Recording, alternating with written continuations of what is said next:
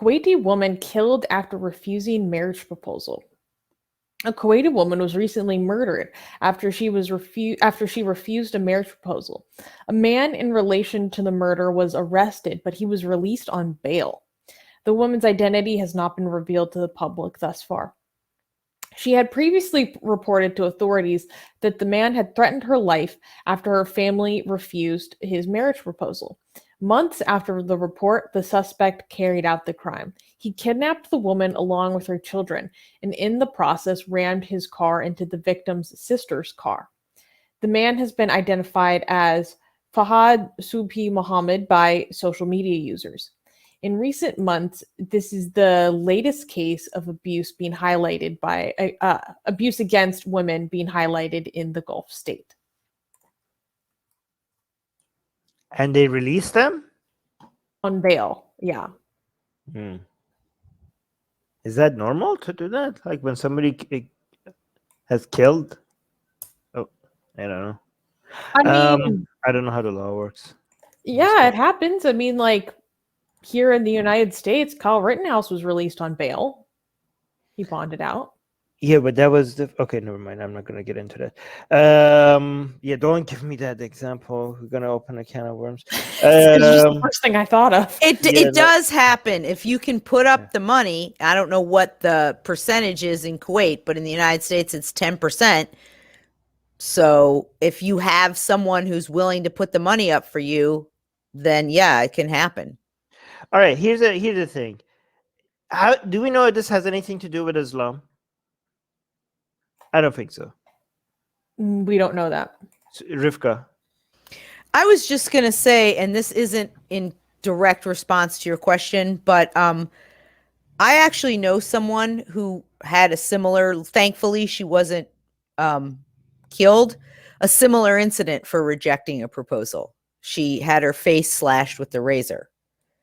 So this is something that does happen. Now, this person wasn't in Kuwait, it was in Morocco, but so even in places that supposedly have the soft Islam like Morocco, I don't know if it has anything to do with Islam, but it seems like it's tangentially related in the sense of the position of women and the feeling that, men are in charge and that, all of those things. It may be related in that regard because of what happens in the culture as a result of some of these Islamic laws or sociocultural norms.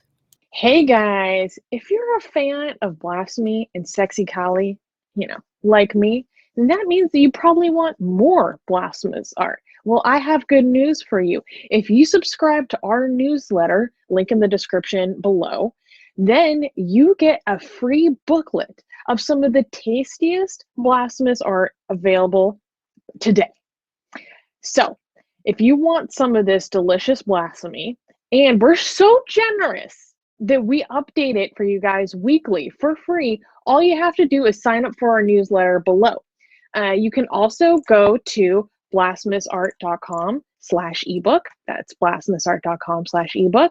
Sign up with your email, and you get free gifts of this tasty blasphemy. What could be better? So make sure you sign up. Link below. Maybe, but we don't know. I just think as anti-religious atheist activists, a lot of our community is too fast into jumping like, oh, Islamic country, woman, something happened to a woman, this must be Islam. Like they just assume it without knowing. I mean, okay, here's the thing. I'm not saying it's not Islam, because some Muslims might come and say, you know what, actually this is a sin in Islam. This is definitely a sin in Islam. There's nothing within the Quran or the Hadith that justifies this, right? However, that doesn't mean that this is not because of Islam, because, for example, we know Christianity has an influence, for example, on priests and clergy or whatever abusing children, even though there's nothing in the Bible that condones that, because we know that there's ways of indirectly religion being responsible for things. It is creates a culture and an environment, like we already talked about this, and undeserved authority without any moral checks that, and background checks and expertise that, in other environments you trust children with adults with, and the understand, and having a license to sin because everything is forgiven through Jesus. So even if it's not directly within the teachings of religion can be indirectly responsible for the way some children or women are treated. Like, for example, we know honor killing is indirectly influenced by Islam, not because Islam allows it. It's honor killing is completely against Islamic teachings, right? Completely against Islamic teachings. But Islam is still responsible for honor killing because of the honor culture that it's responsible for, right? The purity culture that it's responsible for. So it is indirectly responsible for it, even though there is no direct teaching that condones it. However, when it comes to something like this we don't know, right? Like, and if you claim you know, then you're full of crap.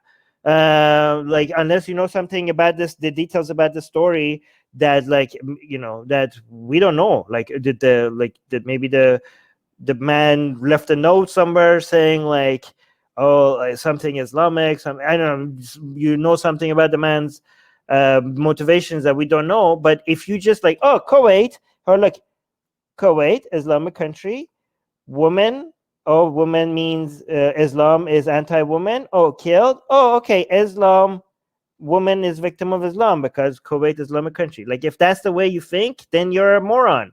Your way of thinking is way too simplistic. I'm sorry, you're an idiot. So no, yeah. Susanna, do you have any thoughts on this? Yeah, I mean, it's interesting to see how cases like this and a couple of other really tragic cases that have happened in Kuwait fairly recently throughout the past year have highlighted a lot of it sparked a heightened protest against domestic violence, against the abuse of women, against honor crimes, honor-based violence. And a lot of it is protesting against how it's not taken very seriously, how it's not punished as thoroughly as it should be punished, and how let me make sure I get this correct.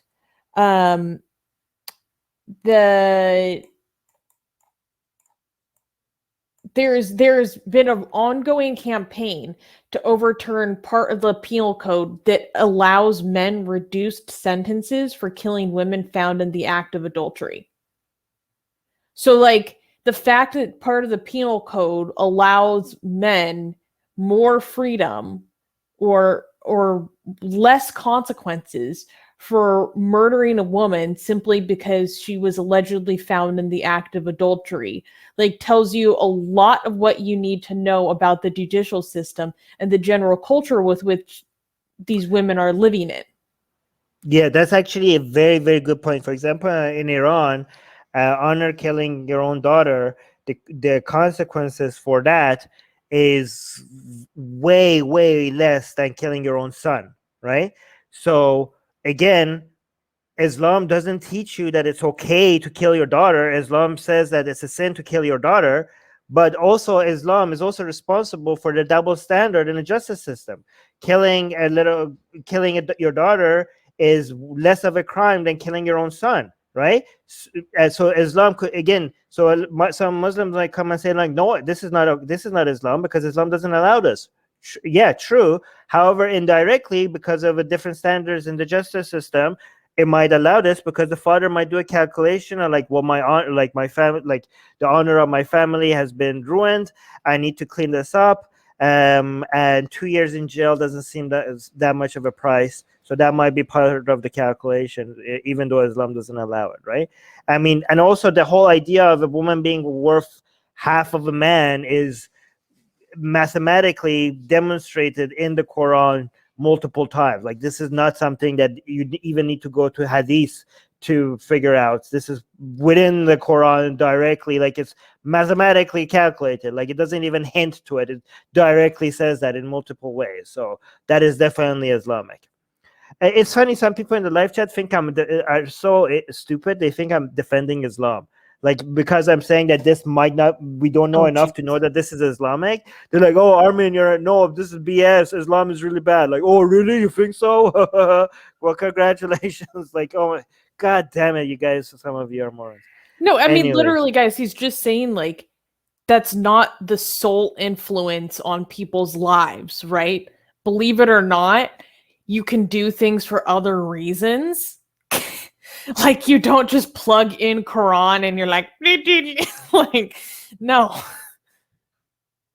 Rivka.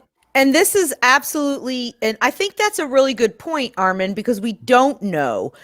And these kind of things happen all over the world, actually, in non-Islamic countries, where women are killed by their, lovers, their husbands, their suitors, some people that they don't even know sometimes, who are convinced that they're in love with them. So it's not something specific only to an Islamic country. It's unfortunately a worldwide global phenomenon. Right. So actually, Rivka, your point is very important, because seeing that it happens in other places doesn't mean that Islam doesn't have an influence, because we see honor killing happens under Islamic environments a lot more, right? But the mere fact that it does have crimes like this happens in other environments as well doesn't negate the fact that Islam doesn't have an influence, but it means that there must be crimes like this happening in Islamic countries that sometimes has nothing to do with Islam. Like, are people going to think like every single crime in an Islamic country is because of Islam? Like when somebody robs a bank in an Islamic country, is it because of Islam? Like, do we think like when somebody robs a bank in the United States is because of Christianity? No, it might be, maybe, but it might be not. Like somebody might be like, you know what, I'm a Christian, so I'm going to rob a bank, and I'm going to ask for forgiveness from Jesus, and then I'm going to be okay, right? I'm robbing this bank for Jesus. Yeah, or that. Okay, but again, it might be. We're not saying it's not, and we're not saying that it is. But again, Islam has an influence, and that influence is always a negative, but we don't know if it was an influence here. Hey guys, YouTube has fully demonetized our channel for supposedly hateful and harmful conduct, without telling us what we did wrong. If we get to 1,000 patrons, we will be able to keep paying all our team, our editors, our artists, without ever having to worry about monetization again, which would be amazing. Yay! So please support Atheist Republic on Patreon. Link in the description below.